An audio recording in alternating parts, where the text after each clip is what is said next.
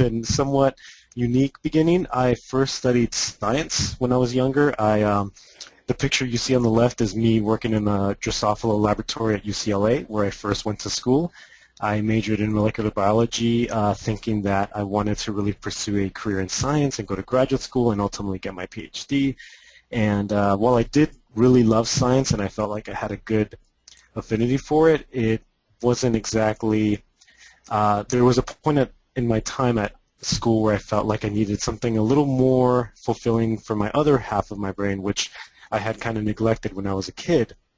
And I didn't know what that was at the time, so I finished school and was working for a biotech company, and then I started just kind of sketching and I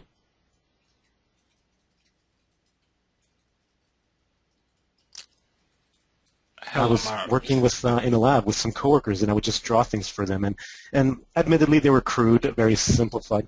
Yeah. Oh no, You sorry. hear? Yeah, go ahead. It was a brief pause Ted? there for a temporary second. Okay. Oh, no problem. Yeah, I'll just pick up where I left off.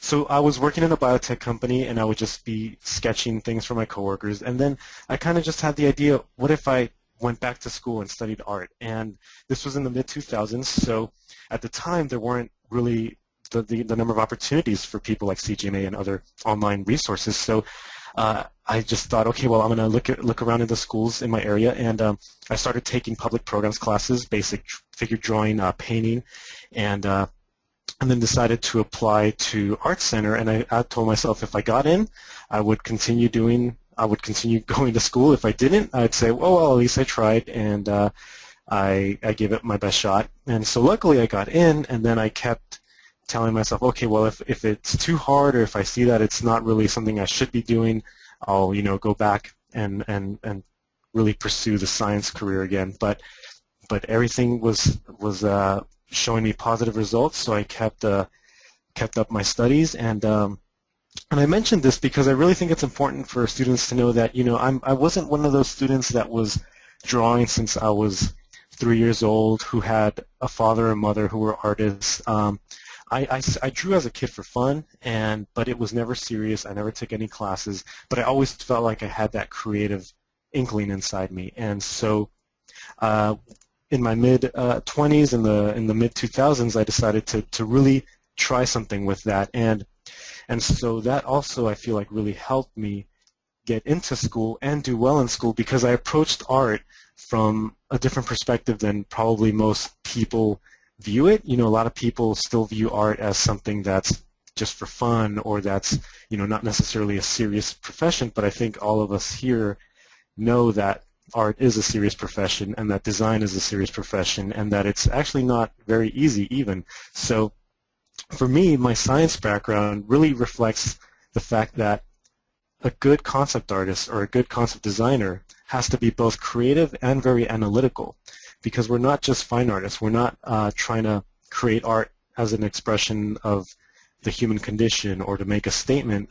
We're trying to make statements for clients. We're trying to solve problems creatively for film, TV, video games, animation, theme parks, and just to name a few. So for me, my science background, I feel like, really helped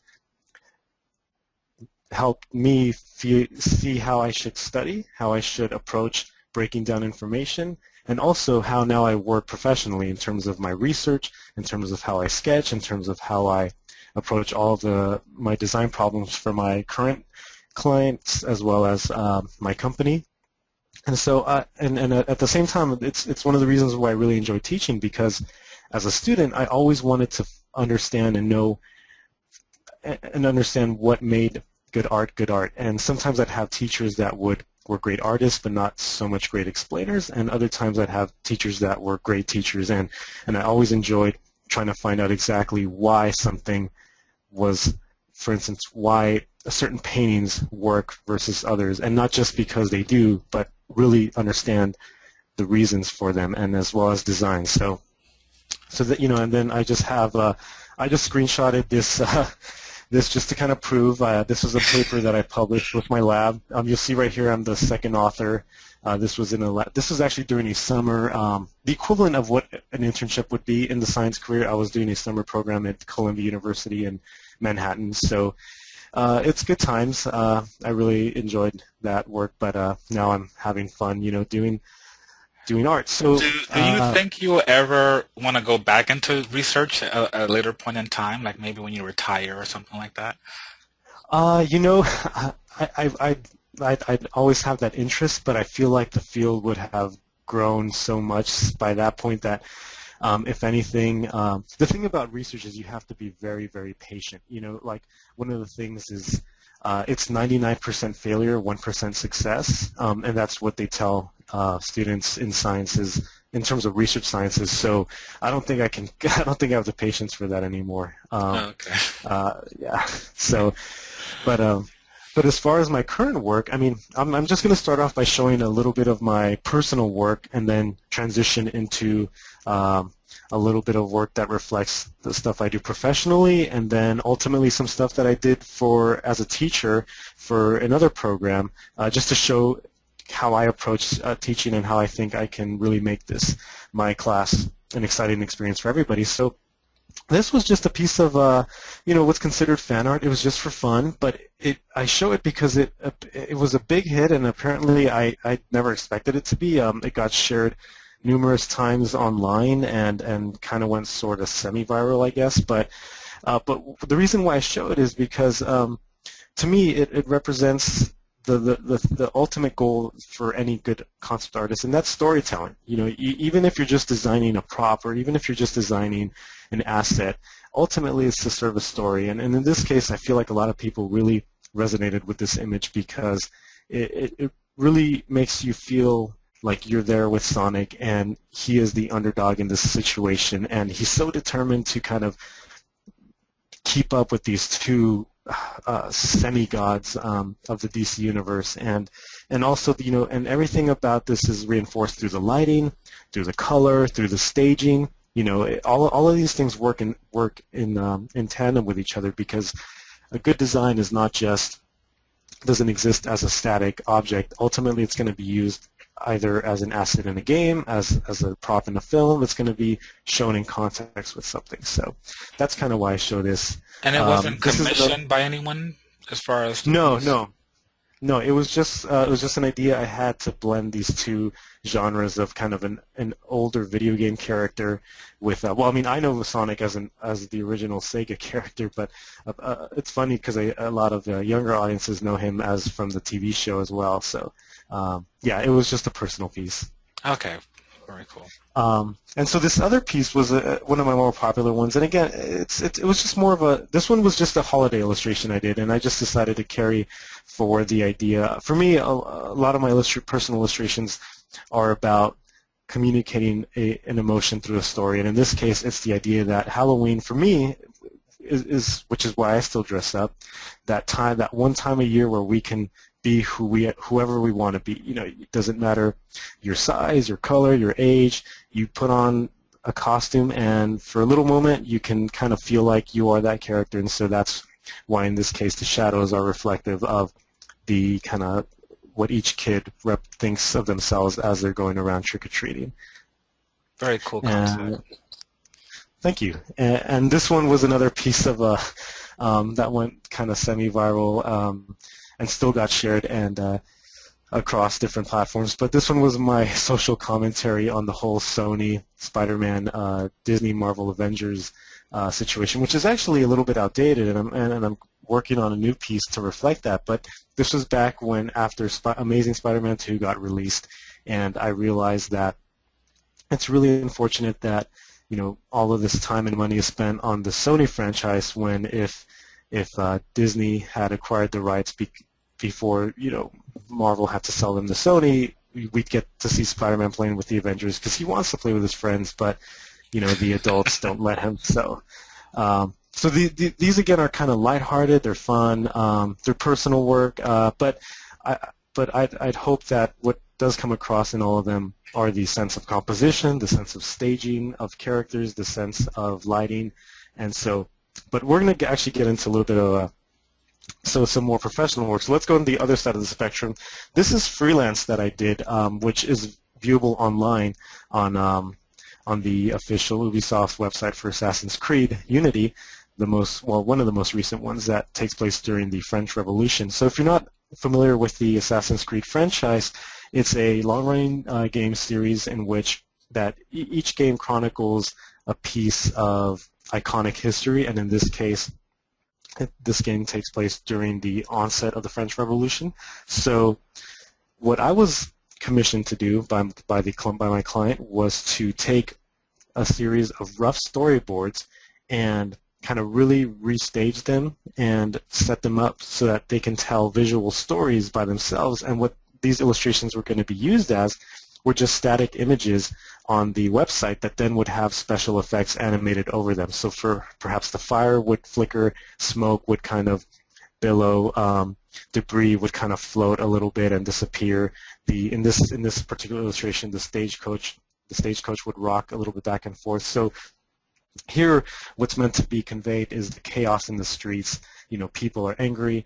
You see the division of class with the poor versus the rich and the wealthy, and all the things in this illustration are meant to really reinforce that idea. The sky is kind of this bright yellow background, which may not necessarily be too realistic, but ultimately the point is not to be true to life in this case. It's to be true to the story, and in this case, the story is this division of class between the poor and the wealthy.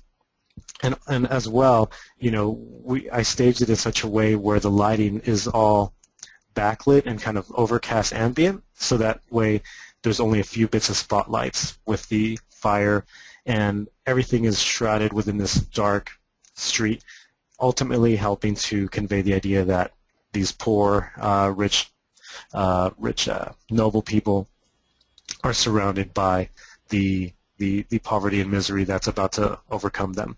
So that's one illustration. Here's a second one where the idea is we're showing the main character, Arnaud, who's just like in any of the Assassin's Creed video games, is a very acrobatic climber, jumper, very parkour-like. So here he is kind of overlooking an impending execution, and you have Paris in the background burning. There's chaos all around. There's a crowd in the square, and you kind of see the smoke behind the guillotine brightly illuminated. So that way you have that as your main focal point. But it's meant to kind of just show a city in chaos. And how And long here we does it have take for you to typically one where do pieces like this, Mauricio?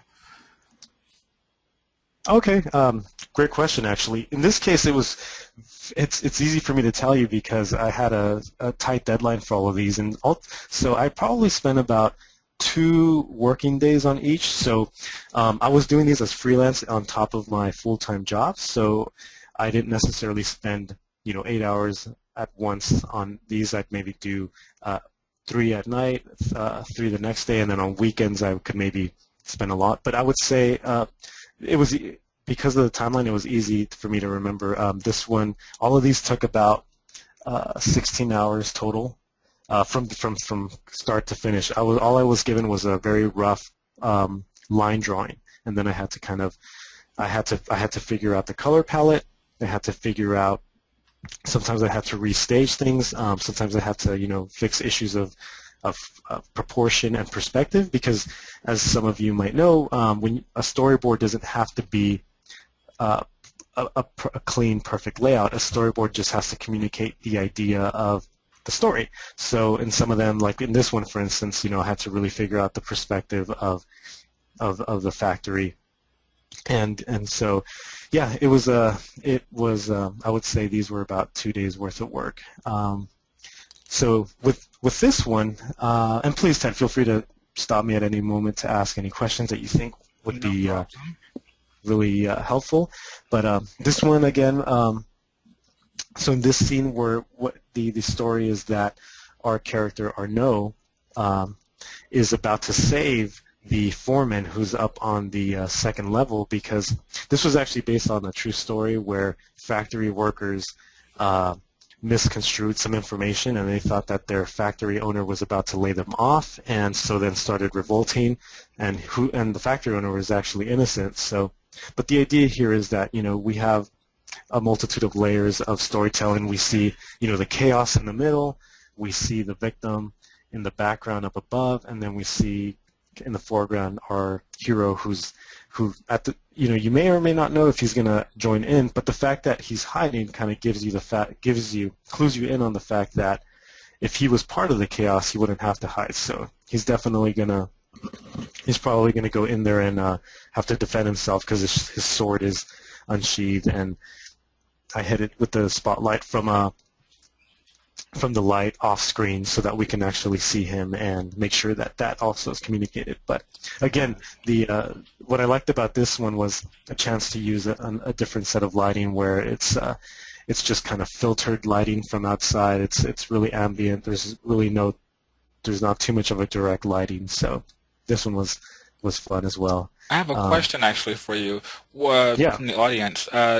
Did Ubisoft approach you for this work, or was it something that you were doing as an employee for them?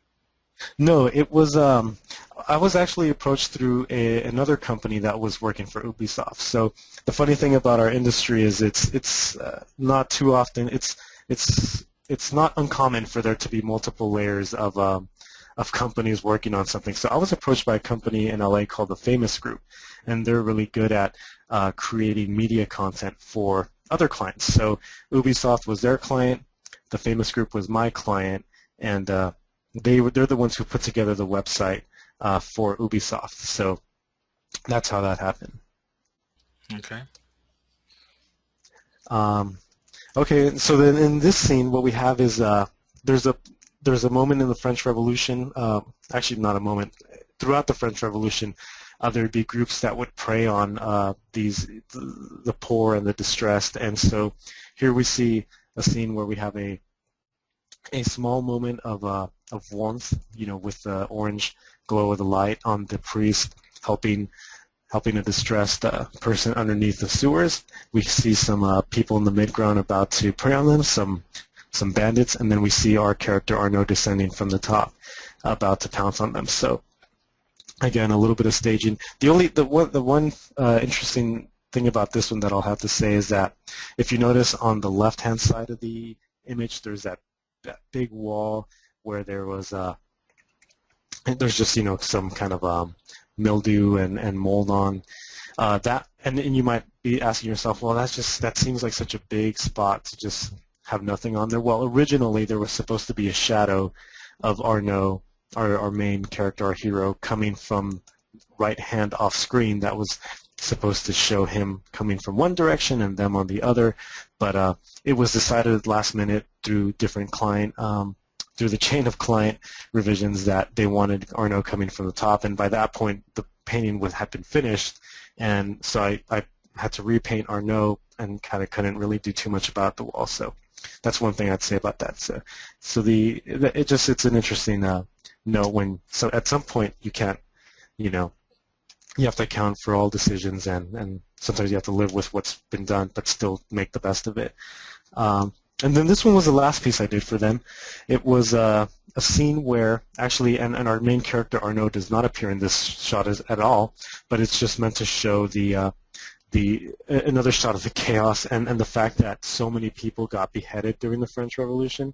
And what I liked about this one is that there's a nice layering of light. So in the foreground, we have sunlight coming in from off-screen left-hand side, and it's hitting, the bottom half of the guy being dragged as well as the feet of the soldiers.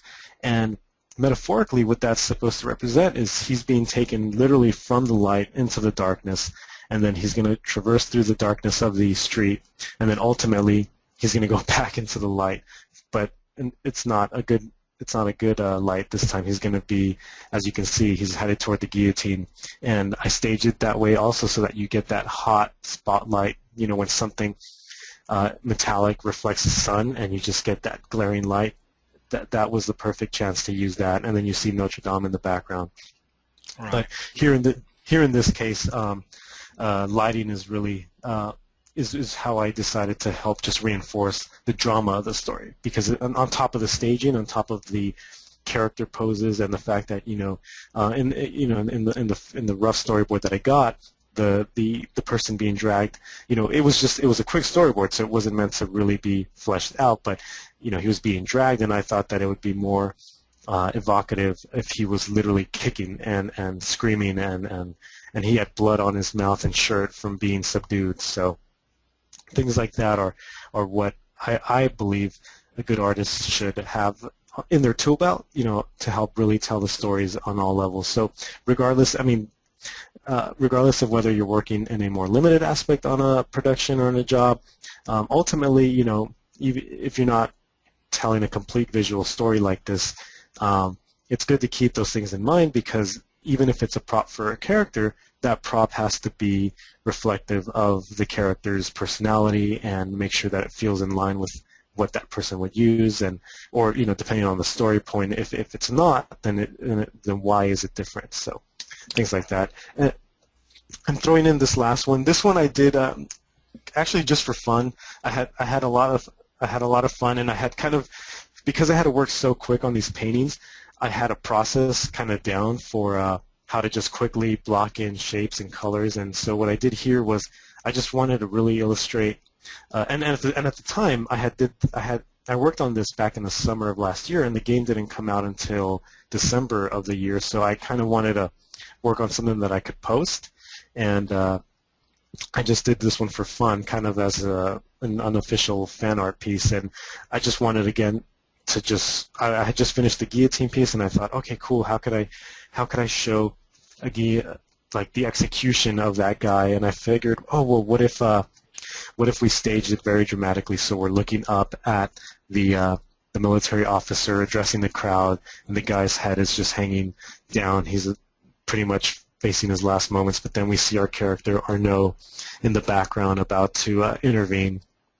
So just something I decided to do for fun. But what I really want to point out here is the use of is the fact that a scene like this that I was allowed to do a scene like this because I had a good understanding of perspective, of composition, of figure drawing, and all those things that I feel like an artist should have. So I know my class won't cover all of that, but it ultimately is hopefully helping you to understand where you can really take your art, depending on what you want to do, of course, because every artist is different. I'm one of those people that loves to do a lot of things, and which is what this illustration shows. So I don't know if it's exactly because of my background, but I just, I'm one of those artists that wants to be good at a lot of things. So this was something I did for an animation project, actually at the end of my school, at the end of my time at Art Center. So this was supposed to be kind of much alike a visual development piece for animation. So in this case, we see this is based off a story that I came up with at the time, and it's based on the the set of islands of the Galapagos off the coast of Ecuador in South America. And you have a few iguana characters, you have a tortoise character, and you have a finch character. And the story beat here is that the tortoise and the iguana are reprimanding the tortoise and the finch are reprimanding the young iguana for almost abandoning his sister, or kind of recklessly abandoning her to go out and have some fun. So that's the idea here.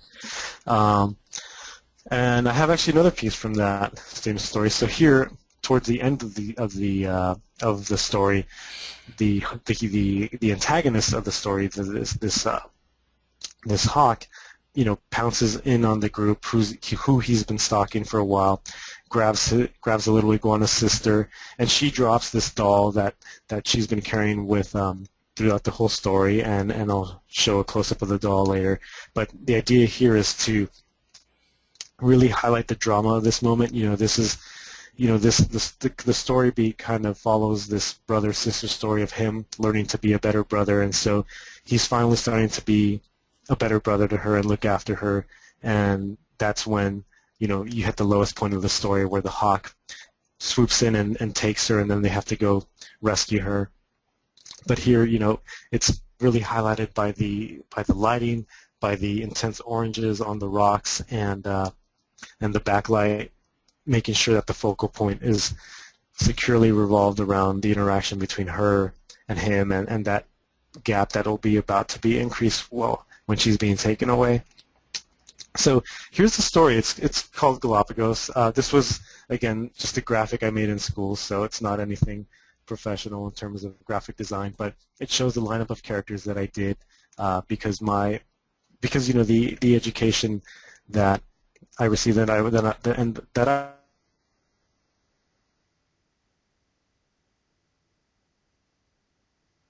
also sought out was to help me learn as much as I can. So even though I don't consider myself a professional character designer, or that's not necessarily what I do in my work, what I do believe myself to be adept at is the principles of character design and the principles of good design in general. So in this case, one of the this is just a highlight of one character, Izzy, the older iguana.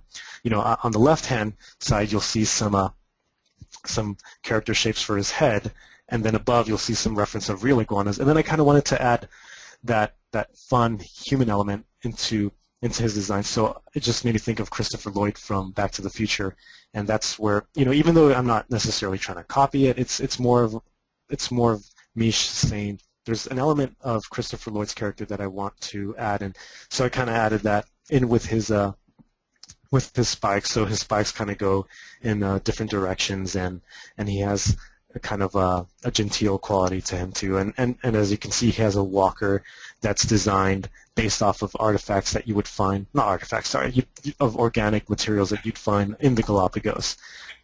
Right. And so, actually, I'm not sure if I should be going a little faster.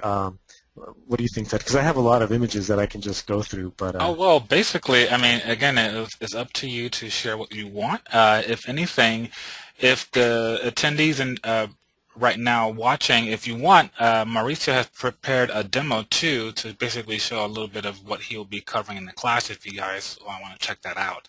Otherwise, I would just say you can either start the demo or continue finishing off this particular piece. Okay, I'll just start talking. I'll just actually go through them quicker. That way, the students can see the breadth of the design work that I wanted to focus on. So, in this case, you see an example of a village that I designed. So you have some thumbnail designs up top, playing with different shapes, and those shapes are based off of the shape of the iguana dorsal spikes. And then those are used to ultimately make a nice composition with their huts being based off of the shape language of their spikes. Here we see like a rock design. So on the left you'll see some compositions playing with different shapes and values. But ultimately what I'm trying to do is create an interesting rock design that will then influence the form language of the entire landscape. And again, here, what I'm trying to do is I'm using the shape design that I created for my tortoise, and a part of the island is going to have rocks that all have similar shapes to that. So, and you can see in the composition here, this big rock design is essentially a abstraction of the tortoise shape. Okay, here's the doll. Here's actually one of my favorite designs that I made when I was studying. So what you can really see is that I asked myself, okay, well, if this is a world where iguanas are animals are basically people, what toys would they have? What doll would a little iguana girl have?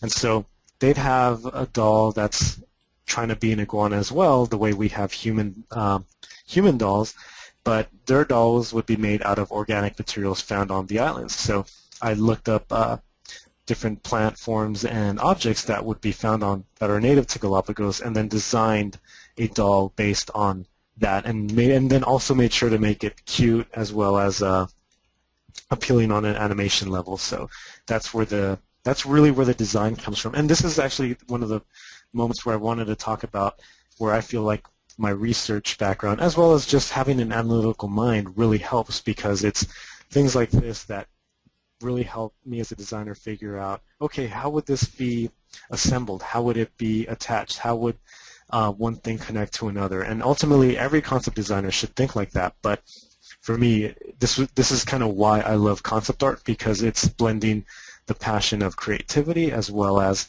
the fun of figuring things out and knowing how things work and having things with purpose.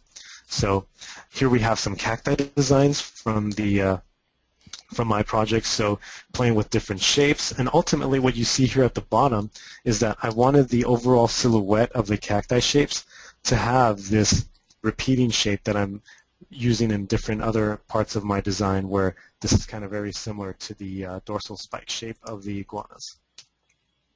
And here you see what I'm doing is I'm really trying to figure out the form of each cacti petal and also how they would work in a real three-dimensional space, because ideally if this is going to be modeled, then you would have to show that. It wouldn't just be a static 2D image. And then here I'm doing research again to figure out the texturing and surfacing of the cacti. So here's some more examples of just me figuring out different locations and the form language that would make each location different.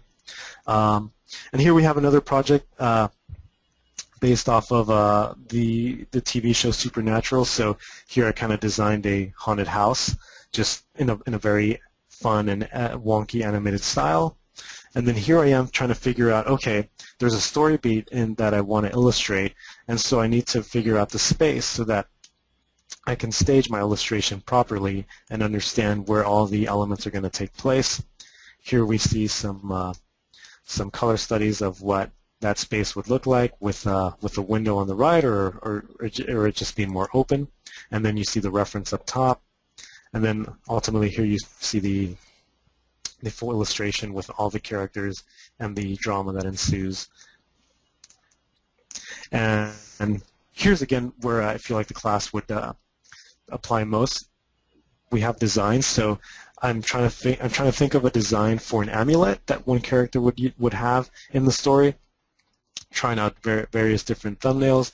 I know I personally wanted it to revolve around a skull motif, so then I included that, and then ultimately I wanted the skull to be very funny looking, kind of very animated. So I went in that direction, and I have the different materials to indicate which parts of the prop would be modeled and surfaced differently. Here we have another prop, a werewolf lasso, which is basically a normal rope lasso, but with a silver cuff around different parts. And then here we'd have a kind of a makeshift staff where this one kid would put different pieces of silver and other trinkets that would hopefully subdue supernatural characters and spirits. And then here you see the different characters holding their respective props and showing scale as well. And then here's something a little bit more along the lines of character design. This was a demo actually I did for a class that I taught previously at another institution, and so it was a quick demo.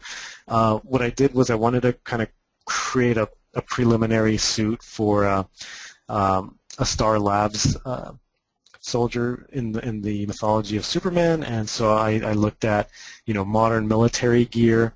I kind of played around with the program Alchemy to create some interesting shapes, and then kind of played around quickly with creating some helmet designs, since the face is really going to be the most iconic aspect of it, and then ultimately decided on the design you see here, which is just kind of quickly roughed in and kind of painted live and then touched up a little bit at home, and then put it into a composition where for some reason, let's say the Star Labs, there's a misunderstanding, or there's a problem with Superman, and so they need to subdue him, and you see them staged in the composition. This is just another piece of art that I did, showing the variety of styles that I really like to play with, and where my sense of design and composition go into. This was a piece of environment design that I did, where from back in school. So here's the full illustration, and we have the thumbnails and the 3/4 that got me there. So again, this one was for the property of Crash Bandicoot. This wasn't freelance. This was a homework assignment. So I chose Crash Bandicoot, and then ultimately led me to this design and integrating the different elements into one cohesive environmental space. Here we have this one was actually a good practice. The assignment was intended to kind of introduce the idea of if you already have an established set of intellectual property, then it really helps your sense of design and your sense of eye to really know, okay, can you create a new space that would fit within that property? So this was my attempt at designing Bilbo Baggins' dining room from the original Lord of the Rings trilogy. Here we have another example of a different style of illustration. This is a little bit more graphic, definitely more along the lines of animation, more playful. Okay, so I'm going to get through this. Currently, right now, I work in themed entertainment. I work for a company called BRC Imagination Arts. We've done work for clients all over the world, creating branded tours. We've done work on theme parks, museums, exhibits, so real spaces that guests will enter and have an experience in. So this was the project that I did at the end of my school as well, that ultimately got me hired. But I created my own theme park. I just kind of came up with the concept of a theme park based on the mythologies of around the world and called it Land of Legends. So here I'm thinking about spacing. Here's the kind of bird's eye view of the park, and then here's an example of just kind of quickly sketching with pen and marker just some ideas of the front entrance, and then ultimately, looking at research and then deciding, okay, well, if I'm going to design the front entrance, then what's going to be the experience of moving through that space? And so the thing that I'd also point out here is that as a concept artist, you also want to always think about how your work is going to be used. If it's for a video game, what parts of the map are going to be accessible by the player and what parts aren't. Mobility, if it's going to be a static illustration that's going to be projected onto a surface, that's different. So what I love about art is that it's always about solving a problem, and it's never the same problem. So again, some more designs. This is for a building central in the park where guests would come to watch a show. It's called the Storytellers Theater. And now here we have 4 different illustrations of different key experiences. So this one's supposed to be a dark ride. So what that means, it's a ride inside a show building. This one's themed on the Egyptian legend of Osiris. So you have some different thumbnails exploring different ideas of parts of the ride. I did a pencil drawing and then did the full color illustration to kind of show one of the climactic moments where it's meant to be a slow moving kind of canoe ride with a drop at the end, just really fun and has this climactic moment. Then I designed a restaurant based on the Mexican Aztec legend of Popo, and used my research, and my research informed the design. So I learned, for instance, that the original Aztec capital was built on a series of canals. So there would be these canals running throughout the city, as you can see in some of the photos and drawings that I have as reference. So I kind of integrated that into my restaurant design, thinking you'd have maybe like a 3-inch level of water running throughout the restaurant, just to kind of create a nice ambiance, as well as different layers and different colors and motifs that would be indicative of Aztec design. And then I designed a live theater show, so created a kind of a character based off of the 1001 Nights story, and then ultimately kind of illustrated a scene from the live show, which is a combination of, if you would imagine, Cirque du Soleil meets like a scripted theatrical show. And then one last illustration, you'd have a ride where it's based on the Epic of Gilgamesh, and so here I had to design this is a mechanical bull that you'd have 2 dueling coasters racing each other based off, and that's again based off of the story, and then they'd go under the bowl and then pass through. So anyways, so here are some slides that I wanted to show about just how I approach design, how I've learned design and then communicated it to other people. So ultimately, we really just have three shapes, right? We have a circle, a square, and a triangle. And it's funny because even I have to remind myself of this sometimes when I'm working, because I get too caught up with how much I might know or how much I think I might know. You know, and everything that you can draw just derives from those three basic shapes. So ultimately, the idea is to communicate to students and the people why shape is important, because at our very core, a two-dimensional silhouetted shape is essentially the design. You might be able to look at all of these silhouettes and realize you know exactly who they all are because the silhouette is so strong. Because before you get into surfacing, before you get into details, before you get into graphics, the silhouette, the two-dimensional shape design is the design. And so what else contributes to design? Well, it's what I mean, you know, there's no official definition, but the things that I would consider to be important to design are these things: proportion, rhythm, balance, form, and surface. So what does that mean? Well, I'm taking the example of this really cool design I found online from the Disney film Meet the Robinsons. It's a really cool spaceship, and it illustrates exactly everything that a good design should have. So shape, you know, this vehicle has a distinct two-dimensional shape, and not only does it have a distinct two-dimensional shape, what it has is a series of repeating shapes. Now, it doesn't mean that all of those shapes are the same. What it means is that all of those shapes are in the same family. So I just quickly silhouetted all of the basic shapes, and then I laid them all out here at the bottom, and you can see that all of these shapes are within the same family. There's no weird angular ones. There's no weird hexagonal, rectilinear ones. They all belong in the same family, and that leads to a nice consistent shape, or a nice consistent design, I should say. Then we have proportion.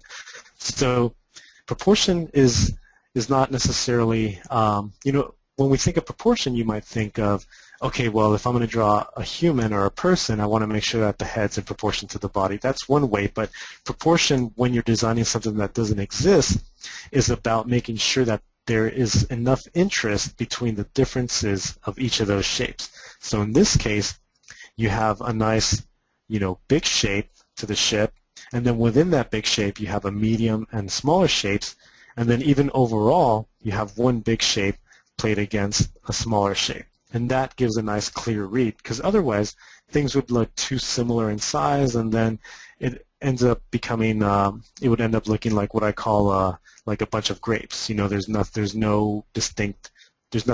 distinct about that design.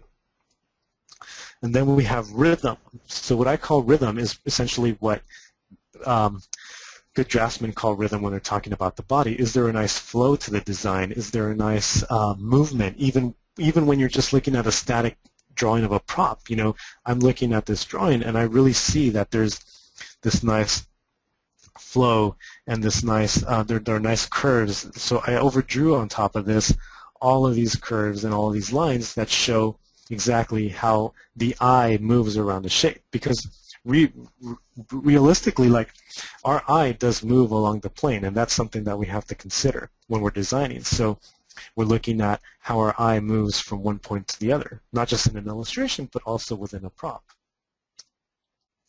And then we have balance. So what I love about balance is there's a concept in design called asymmetrical balance, and this specific spaceship design really demonstrates that, because what I love is, like, if you take this ship and you draw a box around it and you draw the halfway point between each side, what you'll notice is that the design itself is a little bit lopsided, right, in terms of weight, in terms of visual mass. So, but that's actually a good thing, because if it was balanced visually, it could potentially be boring. Now, that's not to say you can't do that. Of course, everything depends on the story and the intent. But in this case, there's a balance, because without this smaller thin piece at the back, this thing would just be kind of an egg.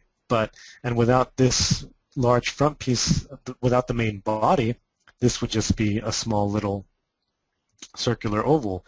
But when you add the two, you have a nice balance that this fin provides to this shape. And that's something that, is a concept that you will just get only by practicing and drawing and looking at designs. It's something that I can definitely demonstrate in a little bit.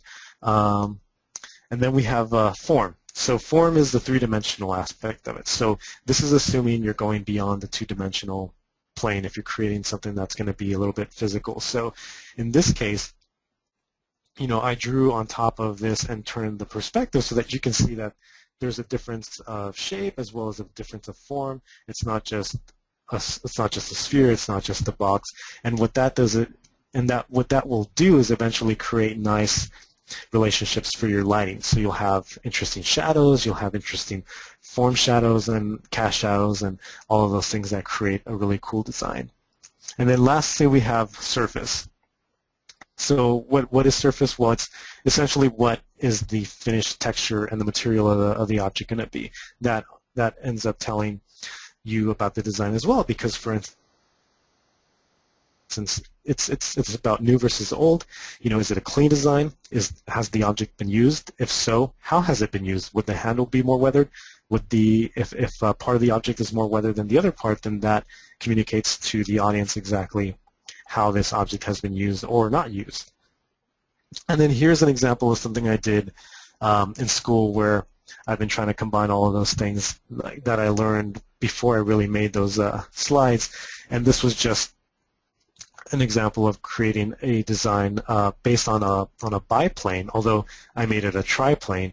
So it's not really meant to fly or be realistic in terms of could it really fly, but it's supposed to be a visually interesting design that has all of those aspects of shape, proportion, balance, and rhythm. So, and then I just threw in a little animated duck character for the intended pilot, but it's the story behind the design was that it was meant to be assembled from found objects and things like that. So, but with that brings me to the end of my presentation. So I'd really love to answer any questions, or I guess kind of start to maybe begin doing a little bit of sketching.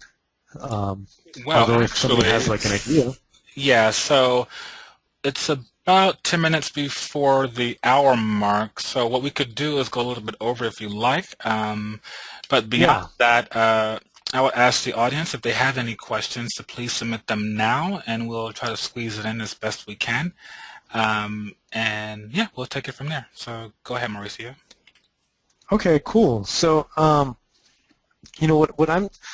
what I'd like to do is kind of just demonstrate how I would approach designing a simple object. So I'm going to pick a guitar simply because it's a very common object. Probably well, at least one person listening to this might actually play guitar. So when we're looking at a guitar, let me while you got hold on just a moment. I'm going to pull in an image of a guitar.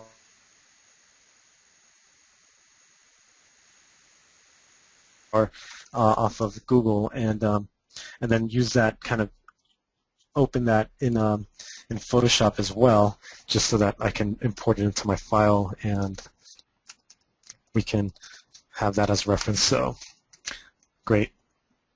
Actually, I have a question. So for this you. is just going to be kind of like, this is kind of what I'm looking at. Mauricio. Oh yeah. Basically, someone asked a little bit earlier, and I just saw it again now, was how do you go about organizing your time effectively? Oh, time. When it comes to working, I would say if we're talking about personal time, especially as a student, really what that has to mean is starting right away, especially if you have an assignment. I can't stress that enough. If you need to buy something to start an assignment, or you have to look a lot of information up, start. Even if it's just going online and pulling a lot of references together, because what I find is it's harder for me to start something when I'm a little shaky on how I'm going to do it. But if I know how I'm going to do it, then I'm much more eager and excited to. As far as that, I would imagine, you kind of have to, this is probably the part most people necessarily don't want to hear, but you kind of have to make a commitment to yourself and say, you know what, I'm making this my top priority, whether it's a school or a project or it could, a business, whatever, and you have to say, I have to be okay with saying no to a lot of other things. That's kind of how I went through school. Like, I stopped going out as much and was spending all my time as much as possible practicing, drawing, working on my homework. And that's probably the part that's hardest for a lot of people. Like, you have to tell yourself, I have to say no to certain things that I can say no to. Now, obviously, each student's different, each person's different, and if you have different commitments that you can't necessarily ignore or stop, that's one thing. But the other is, it's the obvious answer of just start right away, even if it's not, even if you only spend an hour on something or 30 minutes, you're at least doing something, and then more than likely you keep doing that, and that will transfer into momentum. It's the same advice that people say when they want to get healthy or exercise or lose weight. Just start 10-minute walks, and before you realize that those 10-minute walks will become 20-minute walks, and before you realize that those 20-minute walks will become 30-minute runs, and then all of a sudden it's a part of your life. So that's what I would have to say, and without like a specific situation involved. Perfect. But as far as the design goes, I'm looking at this guitar and I'm thinking to myself, okay, what I'm seeing, if I'm going to design, let's say I'm going to design a guitar that's a little bit more animated, a little bit more fun. Now, ultimately, I'm glad that this is the model, because I can't go too far into the realm of doing anything I want, because a guitar exists, people know what a guitar looks like, and they know that there has to be certain pieces to the guitar, right? There has to be the neck, the body, and then the head with the tuning. So what I'm going to do is, I may not necessarily do an acoustic guitar, I'll just do an electric for simplicity so I can play around with different shapes. But what that means is I'm going to want to, start off with just different forms of mass. So, in this case, I'm using just a broad oval brush to just give myself the ability to create a shape that's not so line sensitive, just because I want to kind of play with shape, in this case more so than value. And then what I notice is, when you have, the other nice thing about a guitar is that it's got that asymmetrical balance that I was talking about earlier. You have a big shape down here, and then it's balanced by a shape up here, because if you were to get rid of this shape, and actually while some instruments do exist like that, to me that kind of looks funky. Like, it looks like there needs to be like a cap, so even something as simple as that gives a balance, because it feels like you have something big and you have something small, and there's a sense of balance there. But in this case, what I would do is maybe I'm just going to start by playing with the shapes that already exist, and then realize how I'm going to distort those. And the nice thing about digital, right, is that you can there's so many ways to play with design, but in this case I'm going to try to do mostly handmade design. And what I want to do is I want to start seeing, okay, how can I play with a nice, I'm just going to stretch this out a bit just because the neck should be longer, and then fill that in. And then ultimately, like, what I'd want to do is, I want to make sure that the object I'm using is going to be appropriate for whatever assets. So let's say I'm just going to let's say I'm just going to scribble in like a rock star dude here, because I want to make sure that the guitar is in scale with everything. So I'm just going to kind of roughly in like where his where his proportions would be, so that I'm always, and I'm just doing that just to keep in mind that, I can't make this guitar necessarily like that unless it's going to be played by some giant or some octopus, in which case that would be a fun assignment as well, like figuring out what that design would be. So what I want to do is now figure out, okay, what are my principles of design? Well, I want to have like a nice, rhythm. So I kind of like this curve here. And you know what? I'm just going to design this way for now. It's just going to help me visualize my design better. So maybe I want to balance this curve with something a little more straight. So maybe I'm going to put a straight there. Maybe I really do like, this curve of the guitar when I definitely don't want to lose that. So maybe I'm going to add something there. Like I'm trying to think of what happens when I start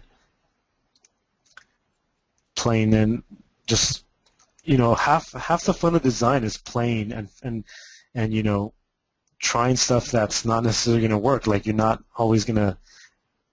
going to just draw something the first time. Actually, that's not true. But more than likely, especially if you're designing something, that's supposed to hit a specific story mark, you're going to have to play around with multiple designs. So actually, now I'm going to rotate it just because I really want to really see my, it's just helping me visualize differently. So I'm like, okay, well, I'm thinking, do I want this angle there? Maybe I don't want this so even here. For instance, just to show you, like right now, before I had it like that, but I think what I'd want to do is instead have it be more asymmetrical. So I'm going to just do that, and then fill that in and see what happens. Now this is already kind of starting to look a little weird, so I'm going to compress it because it's starting to look. Okay, so that's at least more in line with what I would imagine a guitar would look like. Maybe. So what I'm going to do here is, because I have the curves on this side, I'm going to play that up with a straight here just to see how that looks, and then introduce a nice curve on this side of the head so that it looks a little different. So I actually kind of like that, like just even as a graphic shape itself, regardless of what it's supposed to be, it's to me it's just visually interesting because you have some lines. Your eye does this, does that, comes in, then there's a nice curve there, and then it does even that too. So, and again, this is all just this is kind of the necessary but not not necessarily sexy part of design. You're just really starting to figure out what your object's going to be. I'm just going to move this guy up a little bit above, increase the neck, because the neck felt like it was getting shorter, or it wasn't as long as it should have been. So now, actually, now that I've kind of designed this top, I'm going to see if I can maybe make the body feel more in line, like it's a cousin of this. And what I'm going to do is, forget that. And ultimately, I want to point out that it's rare that you probably would just be designing a guitar in isolation. What I would do, you'd have your rock star character, and I would want to make his guitar feel like it's his guitar. And so once you have his shapes designed and ultimately his color palette designed, then it makes the design of his guitar that much easier. But in this case, we don't have that luxury, so I'm going to try to, just design an interesting guitar by itself, just as an exercise, because that can happen. So, so actually, I'm somebody that thinks in line. So what I'm going to do now is, there's never one right answer when it comes to art. There's always many ways to do one thing. So sometimes I like to work in mass, especially if I'm just going to design an interesting shape. And other times I work in line. Most of the time, honestly, I work in line. So what that usually means is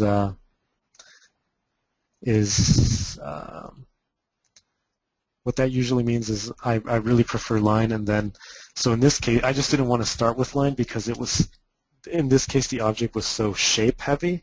In other cases I'll definitely start with line, like with the figure. Like I very rarely start a figure in mass. I always start a figure with line because for me it's easier for me to think in line and get the gesture. So here what I'm going to do is maybe start to draw on top of my design and figure out some nuances. Oops, I was drawing on the same layer. That happens especially when, oh, there we go. I was wondering why the brush was so light when I was on black.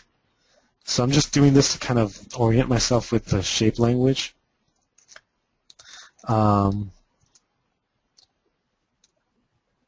All right, so like now so what I would maybe do is think about proportion. So maybe something like this. How does that look? Actually, let me just flip the whole canvas. It's not. That's actually there's something there that I like. I'm gonna just move this guy to the right. All right, so then maybe, typically you have the cutaway here so that the player can access the higher parts of the fret. We've got your bridge and pickups here, but that's, that has to go there, which is nice because when there are things that you have to have, like, it just makes, limits are good in design because then you have to design around those limits and make sure that, when you can do anything, it's really hard to do one thing. But so anyways, here right now I'm trying to think, okay, well, what happens if I make this curved and this curve?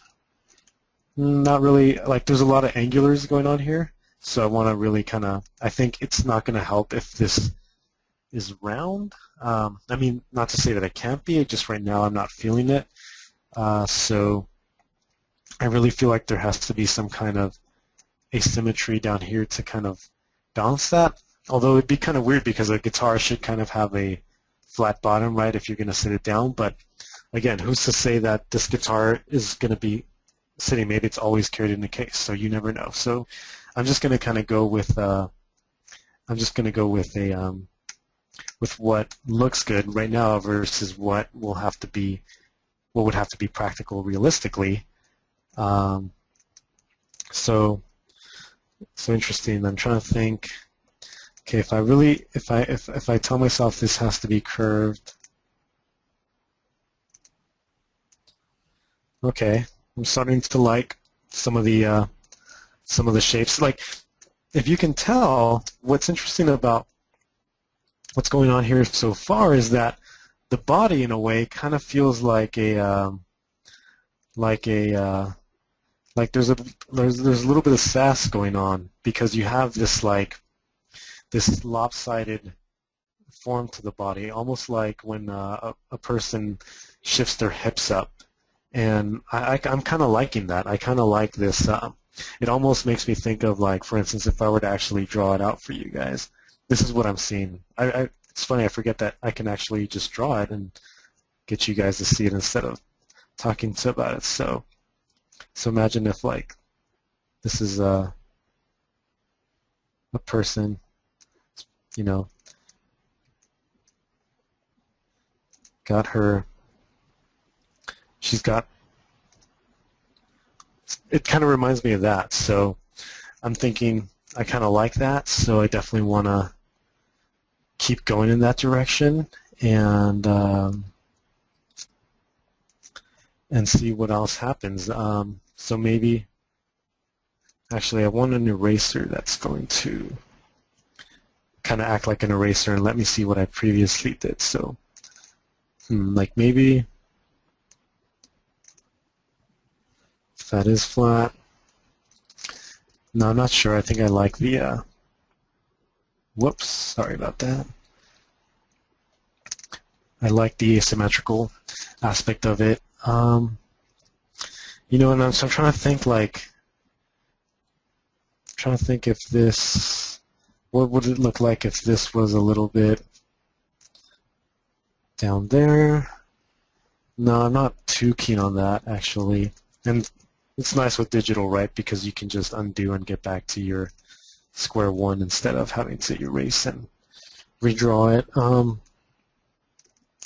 Trying to think if there was a bit of a, maybe this doesn't have to be so angular, but this could be a little rounded, so that's not bad. And then what if I made this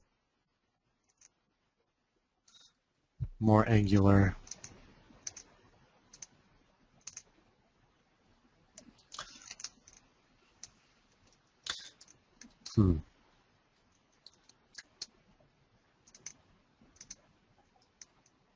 Okay, so now I'm actually starting to get to a design that I like.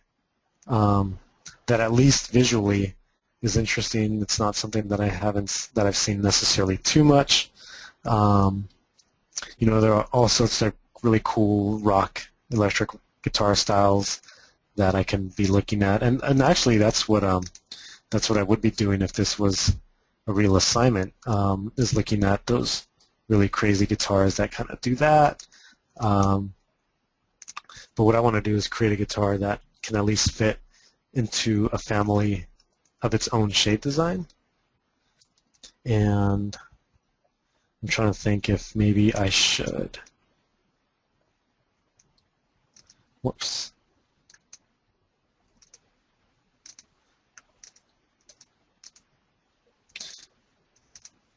Yeah, see, I don't, what I didn't like there is just introducing this hard corner there was not, to me, kind of really hurt the design, so I think just the proportion there was not working with the rest of the shape, so I'm going to introduce a more rounded shape there, especially because when you start to repeat little visual motifs, the design can become too formulaic. And the sad thing is, well, the good thing is for us as people, sad thing is, for us as designers, is when you become formulaic with art, then it's easily just becomes boring and not something you want to continuously look at. So here what I'm liking is, so I think there's, this is where I'm going to feel like it's a design that I like, and I'm thinking, oh, maybe there is room to create like a little bit of a flat base here. Although, so I'm going to do something. I'm going to cheat right now and just see what happens.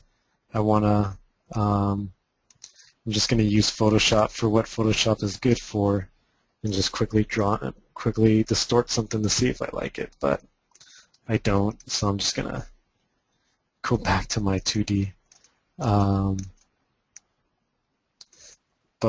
And then I'm going to try, yeah, no, that's not working at all. Okay, so what I'm liking here in the design so far is that there's a nice, it's to me, it's kind of going in the direction of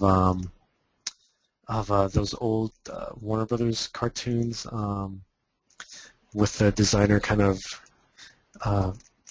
the name of the designer escaping my memory right now, but where there's there's some wonkiness to things, So I kind of like that. What I think I will do though is, shorten this body because it doesn't seem like there needs to be that much space back here, right? Especially for a guitar. It's not a cello. So actually, I kind of like that. It definitely does feel more like a guitar. Um, so let me analyze this design real quick and show you guys why I'm starting to dig it, and that's because of these elements. So for instance, again, I already explained up here why I just like this shape as a shape in and of itself. Like there's a lot of interest. You got a straight plane against a curve, which is your basic design 101. You've got smaller shapes that are smaller movements and rhythms that are kind of continuous of bigger movements and rhythms. And overall, this small shape is playing nicely against this bigger shape. What I like down here is there's kind of like there's rhythm and there's an asymmetrical quality to it. So for instance, if I draw a straight line here, this point is a lot lower than that point. So to me, this creates a gesture of the guitar that there's a movement going up that way. Just the same way when you're drawing a person, if you're drawing a person and their shoulders are just even, that's fine if that's the point of the pose, but automatically if you draw a person and one shoulder is higher than the other, now there's definitely some movement going on. Maybe they're walking and that's part of how they walk, or there's definitely a little bit of a attitude there because one hand's on a hip or something. And actually, So Mauricio, we have a couple questions for you, if you don't mind. oh, of course. The first one basically is dealing with, I guess, the sacredness of a design, and how do you shed yourself a feeling that the thing is sacred, and when you design something initially, and do you have to still deal with that, or do you grow out of it, basically, like as far as breaking the form or, exploring, I should say. Oh yeah. I would definitely say that it's hard, at least for me as an artist, to sometimes become too attached to something I designed too early. But the great thing about digital is that you can always make multiple copies and save multiple versions of whatever you do. But what you'll find is that really kind of does come with practice and experience, is you start to realize that the things you do at first are rarely the things that you like really find to be the best solution, and then you're more likely willing to let go of it. So that is something that I still struggle with, especially in my personal work, because with my personal work, I'm the only art director. But with a freelance client, if I like something and I think I did a good job doing something, and then they tell me to change it, of course I'll change it, but I'll definitely tell them why I feel like maybe their solution might not be the best, but it's a lot easier for me when it's professional work, because at the end of the day, I'm being paid to do a job, and it's not about it's what they want. Yeah. And then the next question is how do you, I'm sorry, if somehow the design that you're doing was not working, is it better to start making a new one, or is it better to just keep exploring with existing design? Oh, that's a great question. In my opinion, let me just I just told myself the great thing about Photoshop is you can make copies, right? Yes, I totally agree. In my opinion, in my experience, if something's not working and you're kind of beginning to get to that point of frustration, yes, start over. It's one thing to do a sketch and be like, oh, okay, that's a little off, let me fix it, or okay, like I need to adjust some things. But if you kind of feel like I'm getting nowhere, I'll definitely completely start new. And if I can, I may just even stop and start on another day. But if you're working on homework and you have a little there's time sensitivity, or you're working on a client with a project deadline, yeah, I definitely start over, and I 100% believe in that. Just because I think, I forget there's a saying, but it's like you can't kind of, if something is too far gone, you can't save it. You might as well just, just start over. Awesome. Thank you for that. Yeah. So what I'm doing here now is I'm kind of looking at. So I was analyzing the rhythms of the guitar that I was sketching, and what I liked were these kind of asymmetrical lines that were implied with the design. So I was just, what I wanted to do is kind of, I have this one, but I was going to see if I could maybe do something that was a little bit more like that, and I'm not sure if I'll be able to necessarily do that because, but we'll see, you know.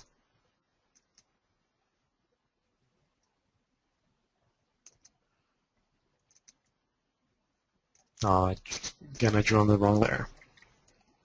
That's fine.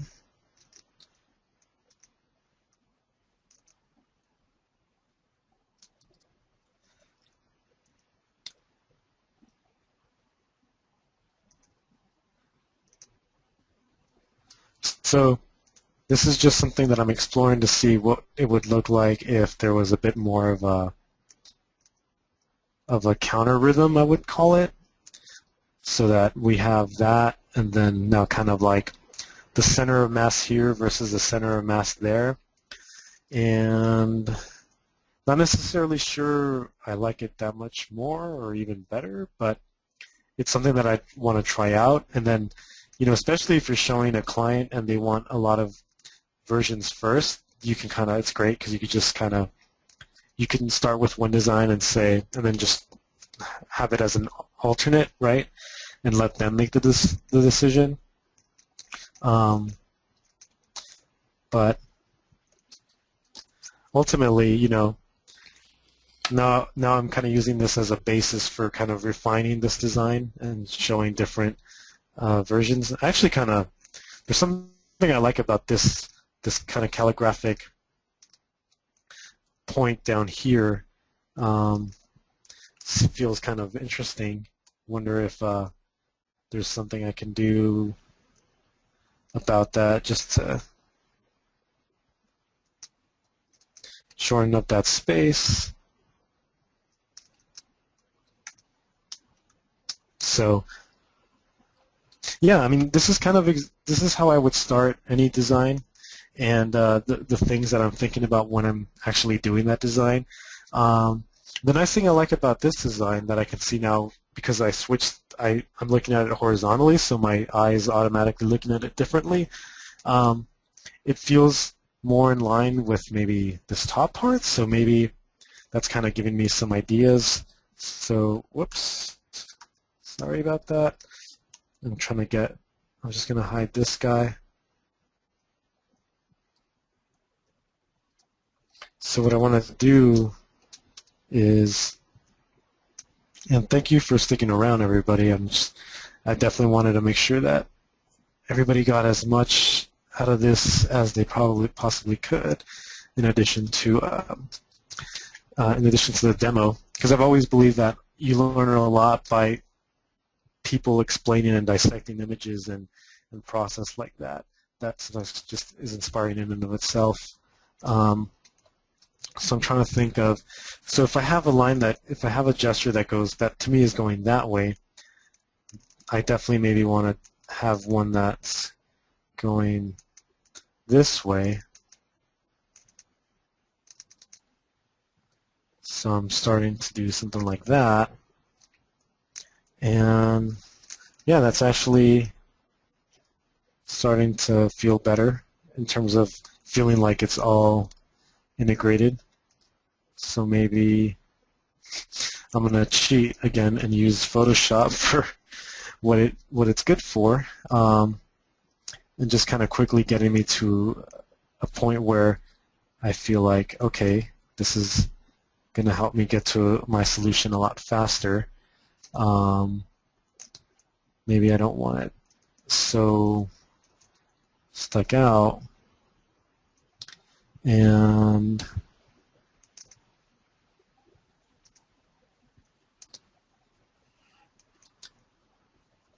not really too keen on that. But the interesting thing, though, is that this demo is, about how I approach design fundamentals, so it's not necessarily about creating a finished illustration, but design is probably, it's the first step of any piece of art, right? So it's always about playing and exploring. So oftentimes it's the least pretty or sexy, but it's really the most important, because you have to get to a point where you feel like you can actually work with something good. So now I'm starting to get to kind of a shape language.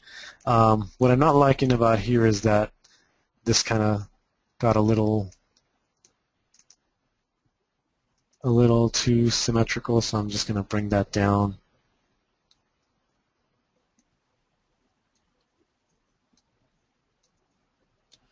And yeah, I feel like the design kind of got away from me, but at some point there was it was doing something that I liked, which now it's not.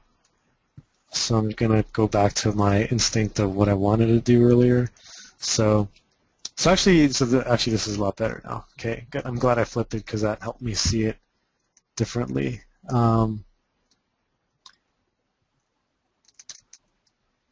So what I like about in this third design that I'm doing, which is on the left, as you can see, this negative space.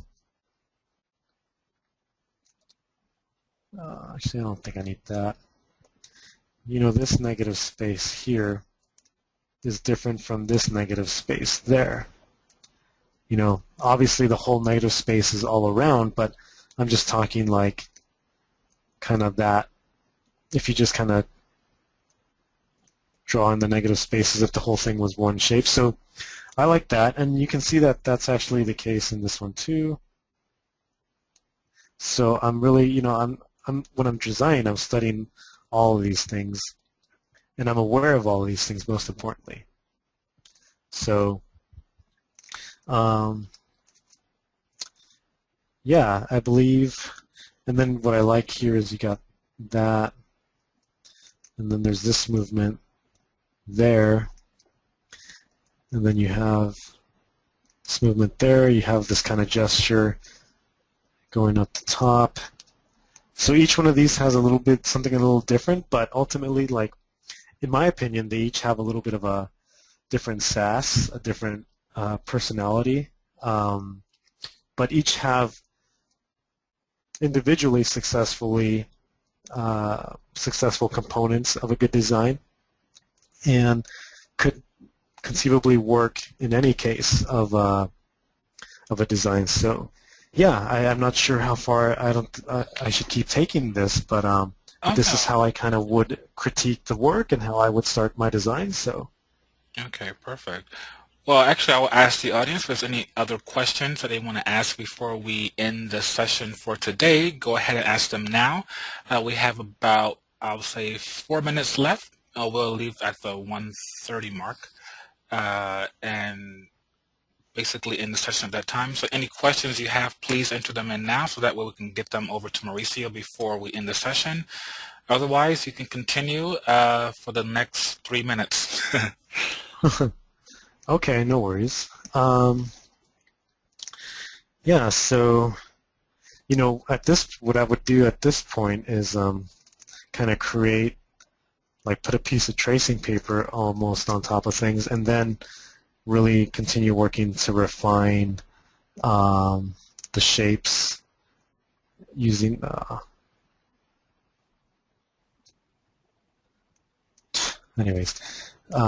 using a bit of a brush with a taper. So I kind of actually like the one in the middle a lot for some reason. Maybe it does.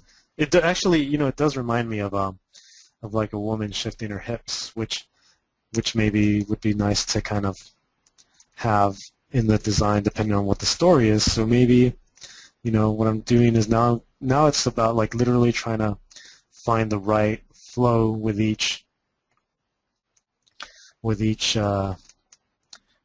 line to kind of really make sure that you got the design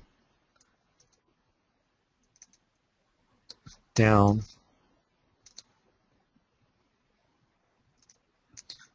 We have a couple questions actually that just came in. And Oh choosing yeah, please. and choosing the final design, how do you choose which one is the best? Is it just a design sense that you developed with experience, or something else? It de- which one would be the best would depend on the goal of your story or of the purpose. So, if let's say if it's an item or a prop or an organic like a tree or a plant that is really crucial to the story, then definitely whichever tells the story the most. So in this case, for instance, in the case of these three guitars, if the goal of my design was to kind of communicate something, like let's say this guitar was for a female guitarist, I would maybe, and that female guitarist was very alluring or maybe very or curvaceous herself, I would probably go with the middle one simply because that one goes in line with her the most. If I'm just designing, if somebody just asked me to design a guitar for them, just real quickly, like sketch me a guitar, and then at that point it is kind of intuitive for yourself, and sometimes you'll design a few things that are really competitive with each other, and you'll say, okay, I like this one, but I also like that one. At that point, it does just ultimately become your gut, but then you will get to a point where you see why one design is way better than all the others, or at least maybe two or three designs are significantly better than others. But always ask yourself, is it communicating the story, or is it really reinforcing what the purpose of this design is? Awesome. And then the next Was there question, another? Oh, yes, and it's probably our last question actually, is how do you start, oh, actually, how did you start your career in design? Was it internships? How did you get involved with companies? I guess yeah. recapping more or My less what you opened up with. Yeah, I definitely, when I was in school, I applied for an internship with a company called the Hedema Group, which are based out in Pasadena, and they do theme design. So they were doing theme parks, museums, exhibits, stuff like that. So I worked there for a summer, and that was fun. But then ultimately, what I would encourage, and I think this is probably common sense by now, but it wasn't so much common sense when in the late 2000s when I was doing this, was websites and on your online portfolio. In my last year at school, I actually started getting freelance. Some contacts would some people emailed me, and legitimate companies asking me to do assignments for them. So I started working that way, and I had no idea how they found me. And at the time, I only had a blog spot open. I didn't have a website. I just had my blog. So they must have found my blog somehow and thought I was good enough to hire. So at whatever point you feel like you're starting to put work up that you feel like is professional and not just your personal work or your progress work, definitely have a good clean website up and have that be as easy to find as possible. And now there are so many websites where you can actually create profiles. So I would recommend just creating a profile on as many websites as you can, because that'll help you. So that's kind of how I started. I mean, I got my first internship by applying, but then my first freelance jobs were through people finding me online. Okay. Well, I think actually our time has expired. We have another interview happening in about half an hour, so I want to end the session now. If you don't mind, Maurice, I would say if you can offline just wrap up this demo and basically email us the result. I'll be happy to post it to anyone who basically writes in to see it. Otherwise, I think this is a good stopping point. And I want to thank you for your time and this demo and for sharing with us a part of your story and experience to getting in the industry. and we really appreciate everything that you showed us today, Maurice. Okay, thank you so much. Appreciate that. All right. And in the audience, I thank you as well for participating also. Please feel free to check out our website. We have registration open right now for both our 2D and 3D classes, and Mauricio's class is definitely available right now for you to sign up and register for, so please do that. Again, thank you all for attending today's live interview. And Mauricio, again, thank you so much for your time. Thank you. Thank you to everybody else out there too. Thank you so much. All right. Take care. All right. Bye-bye. Bye.